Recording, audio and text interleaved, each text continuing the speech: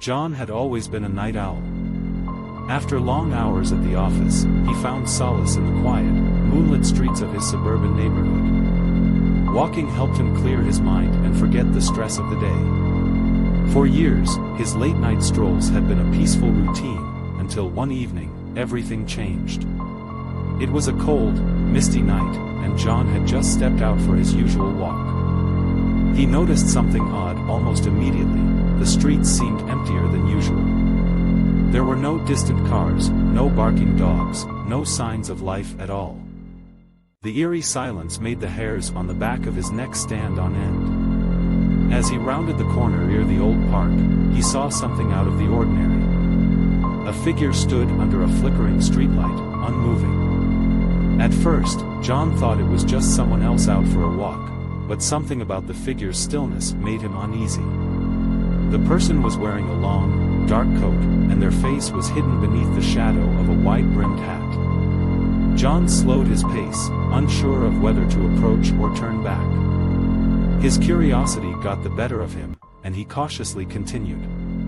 As he drew nearer, the figure remained motionless, its head slightly tilted as if watching him. John felt a chill run down his spine. He had walked these streets for years and had never seen anyone like this before. "Evening," John called out, trying to sound casual. The figure didn't respond. John's heart raced, but he told himself it was just someone standing there, maybe waiting for a ride or lost in thought. He took a deep breath and walked past the figure, quickening his pace. But as he moved on, he heard it, footsteps. Slow, deliberate footsteps. He glanced back. The figure was now walking behind him, matching his pace, just a few feet away. John's pulse quickened. He wasn't sure if he was overreacting, but something felt deeply wrong. He decided to head back home, taking a different route through side streets.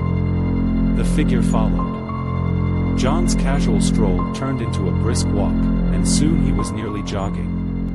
The footsteps behind him grew louder, faster. He turned a corner, but when he looked back again, the figure was gone. Relief washed over him, but only for a moment. As he approached his house, he stopped dead in his tracks. There, standing at the end of his driveway, was the same figure. How had it gotten there so quickly? John's blood ran cold. He sprinted toward his front door, fumbling with his keys as panic set in. The footsteps grew closer, impossibly fast. Finally, he managed to unlock the door and slammed it shut behind him, bolting it tight. His heart pounded in his chest as he backed away from the door, peeking through the peephole. The figure was gone. John laughed nervously, trying to convince himself it was just his imagination playing tricks on him. Maybe it was just some kid messing around, or maybe he was overtired from work. He went to the kitchen to pour himself a glass of water, his hands trembling slightly. Just as he took a sip, he heard a creak from upstairs. His heart skipped a beat. He lived alone, no one should be upstairs. The creaking continued, slow and deliberate. John froze, gripping the glass tightly.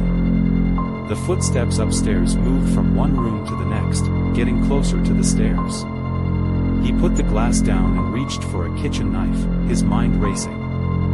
Who was in his house? Suddenly, the footsteps stopped. For a few moments, there was complete silence. John held his breath, listening intently. Then, a soft voice called out from the top of the stairs. "John." It was a voice he hadn't heard in years, a voice he couldn't forget. It was his wife, Sarah.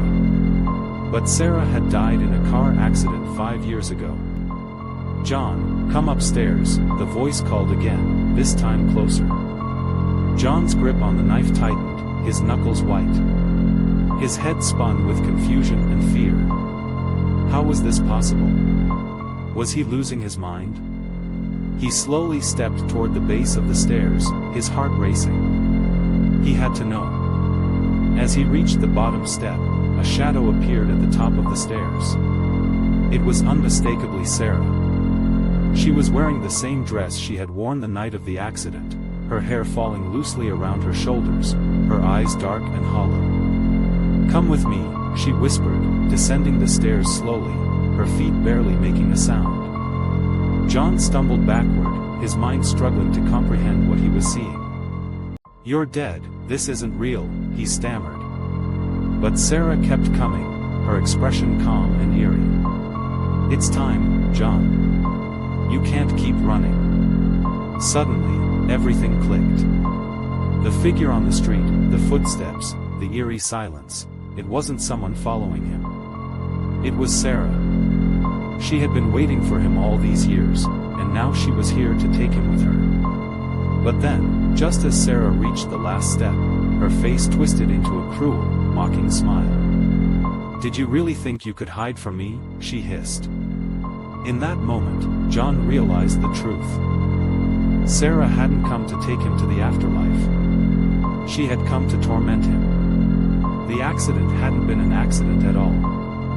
John had been responsible for her death, a secret he had buried deep within his mind.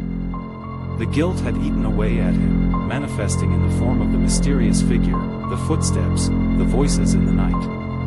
The real twist hit him like a ton of bricks. There was no ghost, no vengeful spirit. It had all been in his head. His own guilt and paranoia had driven him to the brink of madness, creating a terrifying illusion that had taken on a life of its own. John sank to the floor, the weight of the truth crushing him. He hadn't been haunted by Sarah's spirit.